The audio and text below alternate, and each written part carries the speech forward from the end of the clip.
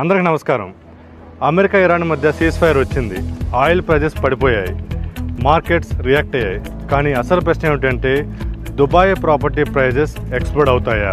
ఇక్కడ interesting point ఏమిటంటే geo political tensions తగ్గినప్పుడు మనీ మళ్ళీ మూవ్ అవుతుంది. రీసెంట్ కాన్ఫ్లిక్ట్ సమయంలో కూడా దుబాయ్ ప్రాపర్టీ ప్రైజెస్ పెద్దగా తగ్గలేదు. జస్ట్ 4 to 5% వరకు మాత్రమే సాఫ్టెన్ అయ్యాయి. ట్రాన్సాక్షన్స్ కూడా త్వరగా రికవర్ అయ్యాయి. ఇన్వెస్టర్స్ ఎక్కడికి పోరు, వాళ్ళు జస్ట్ పాస్ అవుతారు అంతే. అయితే సీజ్ ఫైర్ తర్వాత ఏమవుతుంది? కాన్ఫిడెన్స్ తిరిగి వస్తుంది, క్యాపిటల్ ఫ్లో రీస్టార్ట్ అవుతుంది, సైడ్ లైన్స్లో ఉన్న ఇన్వెస్టర్స్ మళ్ళీ మార్కెట్లోకి తిరిగి వస్తారు. ఇక్కడే దుబాయ్ అడ్వాంటేజ్ తీసుకుంటుంది. దుబాయ్ ప్రైజెస్ పెరగడానికి కారణం హైప్ కాదు, గ్లోబల్ టెన్షన్స్ తగ్గడం, అన్సర్టెనిటీ తగ్గడం, మనీ మూవ్మెంట్ ఇంక్రీజ్ అవ్వటం. అప్పుడు మనీ ఎక్కడికి వెళ్తుంది? స్టేబుల్ అండ్ ఇన్వెస్టర్ ఫ్రెండ్లీ మార్కెట్కి, like Dubai. High demand plus low debt equal to cycle turn. ఈ సైకిల్ టర్న్ అయ్యే టైంలో అందరూ బిలీవ్ చేయడం మొదలు పెడతారు. అప్పటికే ఆపర్చునిటీస్ ఆల్రెడీ గాన్.